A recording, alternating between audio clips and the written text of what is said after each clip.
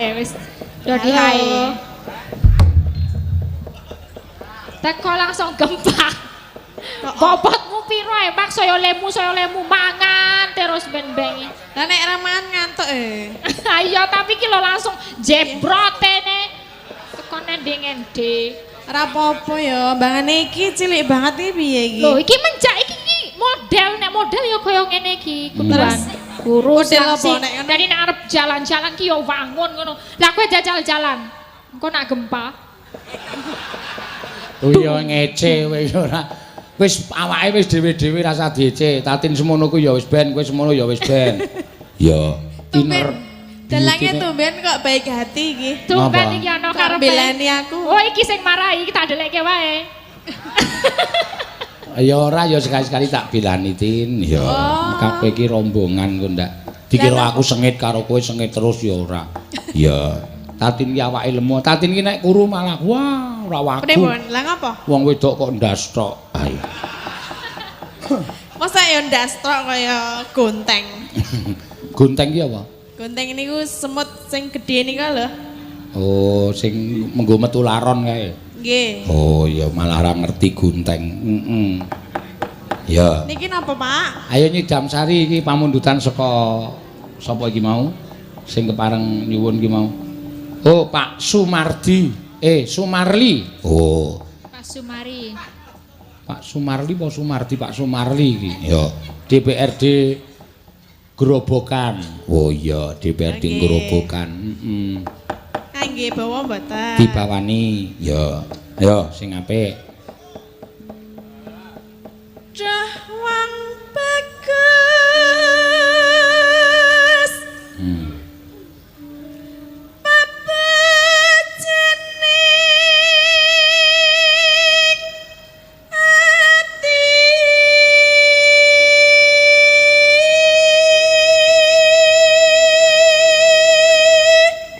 Gene ya lemah gemulai tata kramane ya apik. Ndekno kok sok dinekke galak. Lah kowe ora ngerti nek ning omah kok no. Oh. Nang Lah omah. pripun ta nek ten omah pripun? Bojone nganti kaya jerangkong kae lho. Kok saged? Kesiksa batine. Iya. Mergane Ayo mentok getak-getak wae kok. kula iki getak niku enten anune. Apa namanya?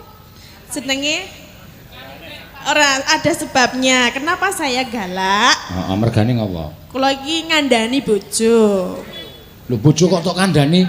Lah nek umpamane bojone salah umpamane dolan kok ora ngerti wayah ngono iki ya Pak ya mbok mulih. Lah bojomu nek mulai jam pira? Tak kon mulih bengi malah mulih esuk. Lah malah apik kuwi.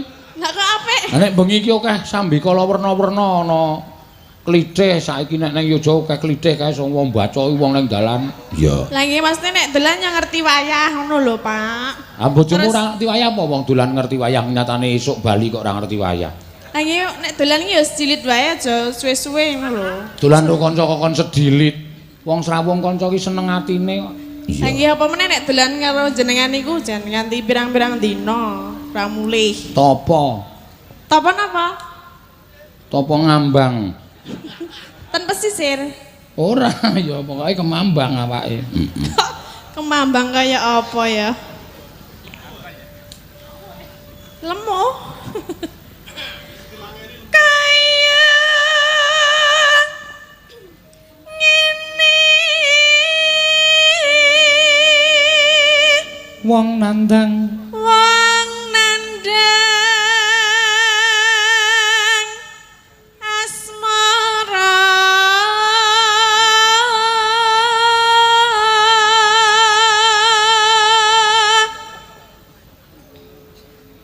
Apa tak awakku dhewe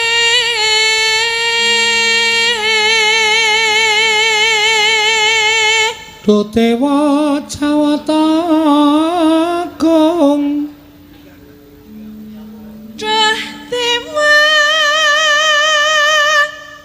jawata agung.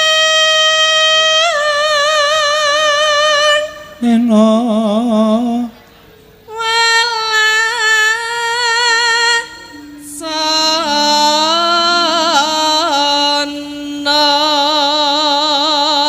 Mrengwak mami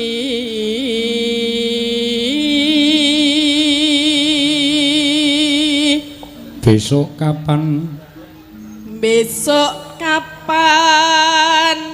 katakan jejer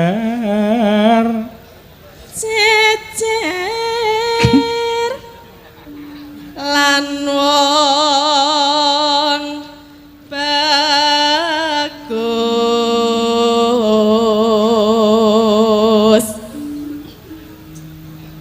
umpamana nahkoda penonton streaming wis ngancik 18.000 piyayi ya niku napa sih 3 channel apa 2 channel Pak? 2 channel sing siji urung tak hitung kae pira kok sangga uang kae paling loro Dapat berapa Om? Oke piro oke piro DG PWKS Live Dalang Sino Live DG Channel Live ya DG iki apa Pak? Dalang Gawul Dalang Gawul mangga tanpa Damen prau sasat sarah ing jalatri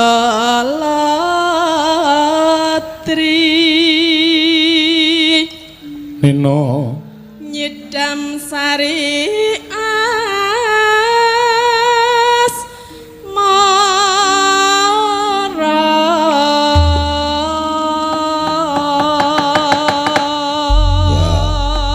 mangga Nino ya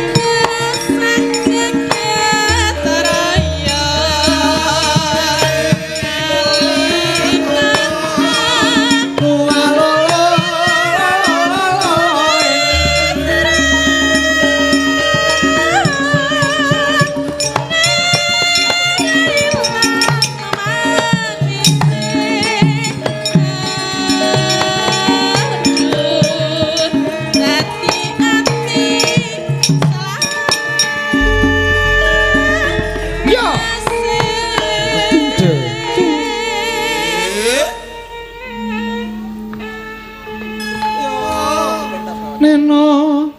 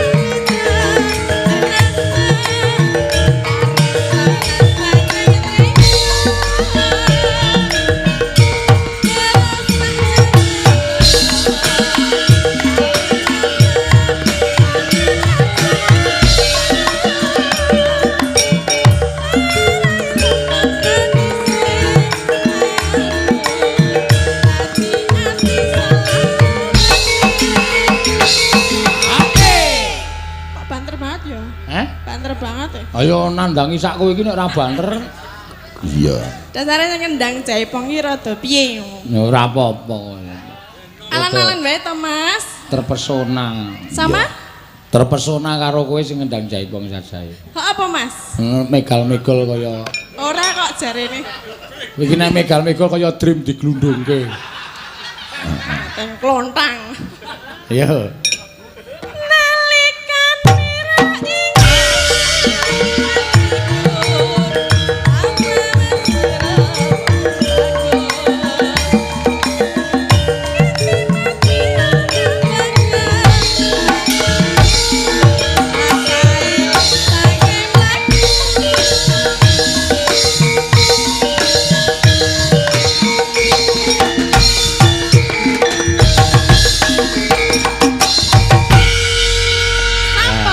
Matur mboyo tok tanggapi rek suwe ora ketemu kok aku ngene iki kok kowe tanpa dong babar blas. Aku ngene iki ndapuk awakku dhewe. Dapurmu apa? Dapukan. Dapukamu apa? Kepengin dadi Prabu Dasamuka. Ah terus aku? Kowe ya Prabu Rama. Ah terus nduwer Sinta. Sinta kok kaya ngene lho. Wis pokoke sanane. Kang, dadi Sinta. Sinta? Heeh. Sinta sapa? Sinta bendarane awake dhewe mbiyen kae. Wedok? Heeh. Mah, lho. Ngono meteng. Ora, iki dapukan kok ndadak ngono barang ki ngopo? Gelem ya? Gelem wis. Piye nek Sinta ki, Tru? Ngene, tak ajari sik men supaya engko dadine apik. Oke. Nek ditimbali Prabu Rama diajeng rekyan Mara Sinta. Boleh semaur. Wonten dawuh pangandika menapa Pangeran Sinuwun Rama Wijaya. Dadak alus ngono kuwi. Heeh. Ngono cangkemku ra iso? Iso. Coba dijajal. Wonten dawuh menapa Pangeran? Wonten dawuh menapa Pangeran? Pangeran kok Pangeran? Heeh, Pangeran Prabu Rama Wijaya. Wis ngono kuwi wis pol, apike wis pol, wis paling apik ngono wis ngono ora apa-apa. Yo jajal yo rek, ya. Prabu Rama ana emparan Prabu Rahwana Raja. Neng kene kecandhak kowe. Aku kecandhak ngopo? Kowe tak goleki. Sebabe mergo aku gandrung karo bojomu. Bojoku Rekyan Warasintra iki apa piye? Ya, dasar kepara nyata. Lamur kowe Rahwana. Selagine aku wis mbudidaya golek cara sepiye supaya megat bojoku iki. Ngendi ana lakon Rama kok pegatan karo Sinta iki ngendi lakone? Ora ana ya, ora ana. Kowe tresna banget karo Sinta. Oh iya. Terus saking tresnane ora entuk, kowe tarik karo Sinta, Sinta tak jaluk. Sinta tak jaluk. Nek pancen kaya ngono tak tarine dhisik. Bojoku Rekyan Warasinta. Sinta diajeng Rekyan Warasinta. Sinta Rekyan Sinta. Nduwer apa? Kok lali ro dapukane? Kowe iki dapukane Sinta. Aduh. Iya bali. Sinta wonten timbalan ingkang dawuh Prabu Rama. Kok kaya wong masuk angin to, Gong? Mbok sing sigrang iki wis pol. Rekyan Warasinta. Demam, dalem kok demam. Dalem. Prabu Rama, kowe arep dipek karo Rahwana gelem apa ora? Pangeran Diponegoro. Iki ngapa iku tak antil mudar lho kowe. Kula mboten purun Kamas, kula mboten katresnan, kula namung swiji setunggal. Inggih menika dumateng Kang Mas Rama Wijaya. Kowe krungu dhewe Rahwana. Sinta ora gelem tok pek bojo. Piye? Sinta ora gelem tok pek bojo.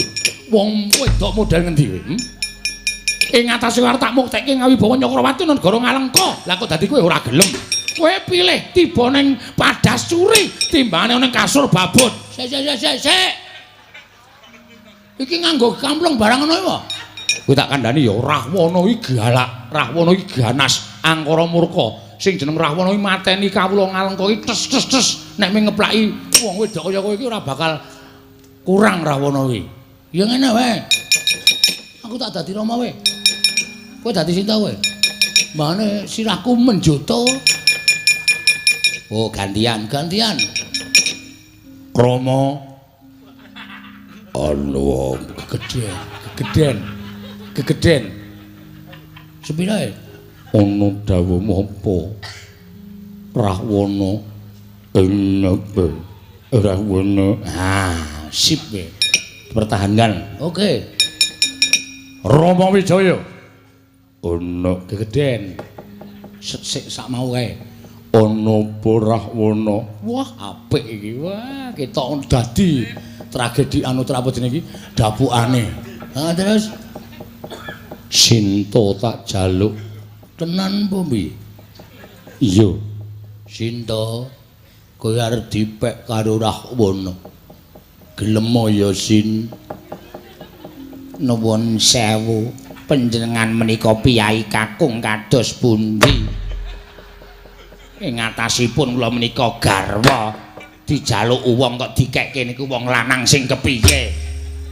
Iki kok aku ngono terus ta iki aku. Ngono ki wae, Tru. Heeh, Sinta nesu wong wedok kok sing lanang arep ngekekke karo wong lanang liya ki wong wedok nesu wis lumrah. Aku Rahwana. Ya. Wis ngono wae, nek ora dadi Rahwana ketonyo terus aku. Ya. Wah ya. Ngopo kowe? Uye. Heeh. Jagat masih saneng Ubathara wayah Bathara jagat. Patendra Jaradewaku. Weh lha apik. Arsa maneh sejatine alam jagat kang tinuding. Wah ya ngono kuwi Rahwana kuwi. Rama. Ana apa Rahwana? Sapa mburimu kuwi? Kok kaya kelinci? Aja kaya kelinci ki tokne ayu. Ayu banget. Wah, ayu tenan wong wedok sapa jenenge? Bojoku Sinta. Hah? Bojoku Sinta. Wah, iki sing tak goleki. Mula kang sangka kuwi aja ngantuk kan gunem tanpa guna Rama Wijaya. Bojomu tak jaluk arep tak pek bojo nang negara Ngalengka. Ento apa ora? Sinta, wonten dawuh kowe arep dipek karo Rahwana. Panjenengan menika nalendra kados pundi? Ing atasipun garwa arep dipek karo wong liya kok malah nari. Kudune iki sebaya mukti sebaya mati nek jeneng wong wedok ku ya dilindungi ora sak karepe dhewe. Rahwana ingkang pambekipun kados mekaten menika kedah dipun kapokaken. Rahwana wong kang kaya kowe wani arep njaluk karo bojone Rama Wijaya, apa wis serep nyawamu? Muni ya. Aku tak mulai ya, Tru. Lho. Aku ora melu sandiwara aku mah aku. Iki kan ning ngono kuwi kok, Gong. Wah, wis sandiwara ngrusakke. Rama Wijaya ana baran. Wani tenan karo. Duku karepe cip. Lho, iki kok sing diantil kok aku ki piye? Kok njur gareng dipala. Kowe bubare, Tru? Ya. Terus ke sithik, mama bubar aku. Mengkari sithik kok Gong iki nek Sinta ora gelem terus kowe perang karo aku. Ora iso perang aku wis bubar wae. Mbok gawe pramen ki liyane. Yo. Aku gagas murid siji ki kok angel Raja Maya. Bubar. Ku mesti nocoki aku meneh wis. Aku mesti selalu tok kalahke kok aku wis mau aku. Wis ora pramen-pramenan. Ya umpama aku dadi apa jenenge pramen ketoprak. Saiki gareng dadi Subrata. Kowe dadi Cempluk. Wedok meneh. Heeh. Engko meteng meneh. Wis ngrekoso malah munak menek. Mung dadi sandiwara kok brojol. Wis ora usah dadak gagas sing werna-werna ya. Awak dhewe nang kene seneng-seneng, suka-suka parisuka. Heeh. Mahargya penyane Bapa Sadewa nggone linantik minangka dadi DPRD provinsi DPRD DPR pusat. Heeh, nganti kesasar susur terus. Iya. Uga ulang tahun kaping 20. Heeh. Pernikahanane panjenengane. Mulai padha ditembangke mumpung ana pamundutan saka sapa gong diwaca. Fan. Oh. Fan apa? Fan Ki Bagong saking Jogja, kula saking Juwana. Juwana nyuwun gending jenang gula. Oh. Salam kopi sisa lovers. Waduh. Juwana suwun. Oh iya. Jenang gula, heeh. Sing piye? Jenang gula kowe aja lali marang aku iki ya Kamas. Sapa sing kepareng nyekar? Diaturke ya Mbak Cita. Ya. Oh, anu Mbak, majeng Mbak, jumeneng Mbak. Ya. Men padha prisa. Ya, Mbak Cita saka Purworejo.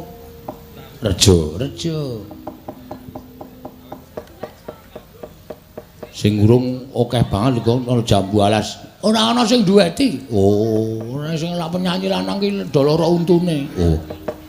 Ora mangkat. Kados enten Jambu Alas. Mangke ben simbah Mbah Kartompel. Oh ya, wah iki penyanyi seangkatan Obi Mesak. Ah iya. Momong, Mbah. Oh, piye? Gileleng. Rambutnya disemir.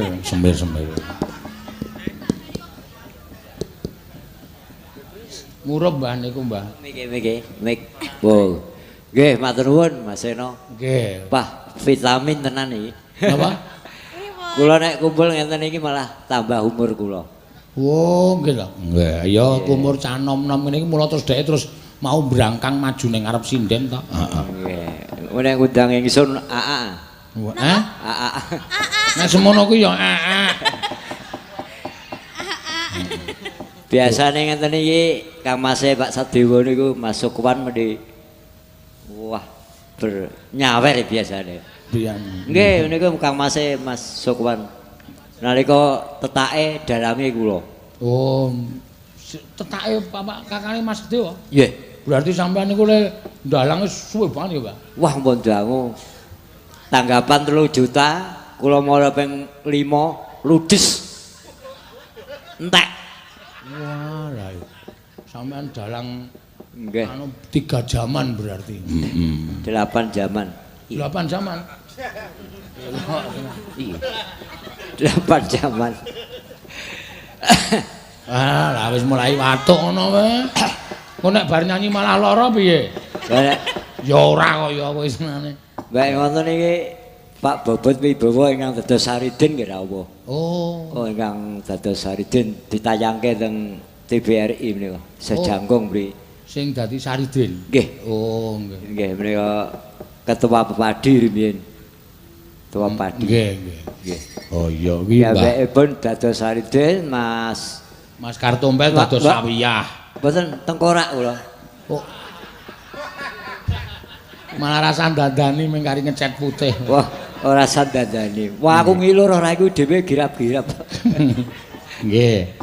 Monggo Mbah Kartompel. Ya, wah iki piyai sepuh wajib diuri-uri. Saged mboten? Kula tak kamahi catatan nggih. Soale rada lali nek Jambu Alas. Napa sampean isih iso maca catatan apa? Ketok nek kangge kacamata ketok kula. Oh, nggih. Nggih. Nek satu hati sampai mati nggih hafal kula. Nek kangge musik. Wong iki kangge gamelan. Sampean piyai sepuh kok lagune satu hati sampai mati. Umur boleh tua. Piyai sepuh ya kudu nguri-uri sing klasik-klasik, Uler Kambang, Sinom Parijata kok satu hati sampai mati. Nek kula niku kan wong tua umur kula pun 73. Sing takon ya sapa? Kula duduh-duduhke ngoten lho. Oh nggih. Umur boleh tua. Iya. Tapi jiwa masih muda. Oh, bagus. Begitu, Bro. Nggih. Nggih. Wong tua kaya ini ya. Nggih. Nyenengke ya. Sampun? Heeh. Oke. Mangga, ya. Ya. Apa iki? Jambu Alas, ya.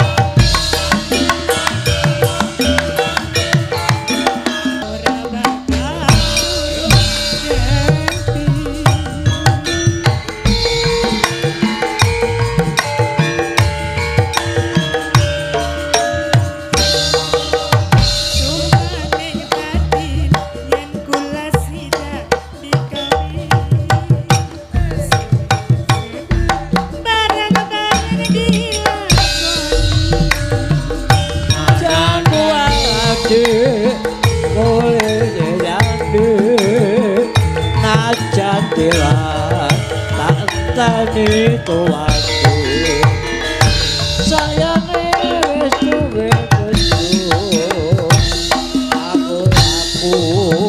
aku wis kadung tresno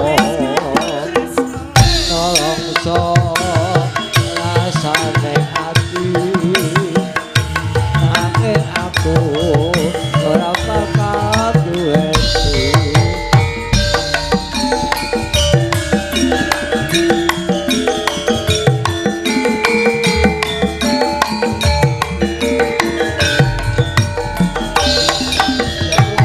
kulit ira kaya tawes kadung pasok ada gula ada semut juro rondo aja dirambut Sumpaning dadi yen kula sida dikawin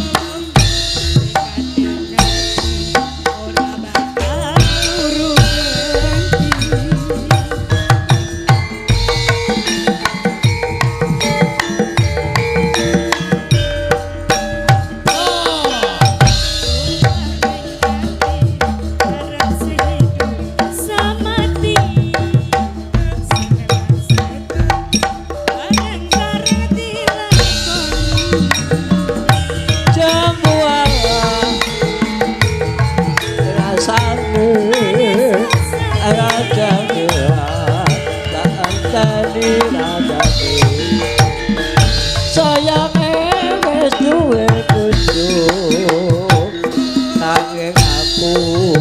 aku wis kadung tresno nolongso rasane ati aku ora bakal duweni wis dene kaya ngono le ngendikae mripatku isih cetha barang delok HP ambekane wis Senin Kemis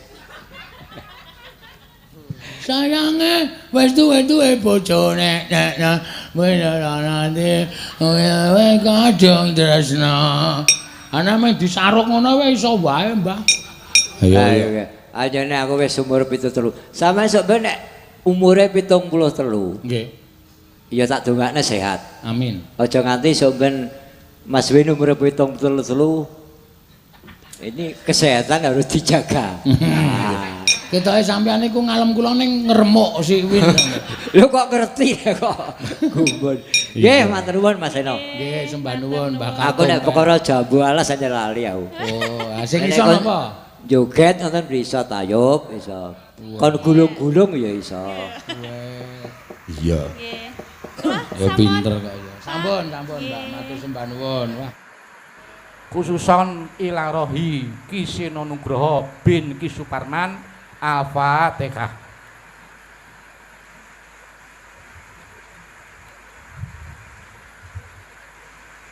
Amin. Nah terus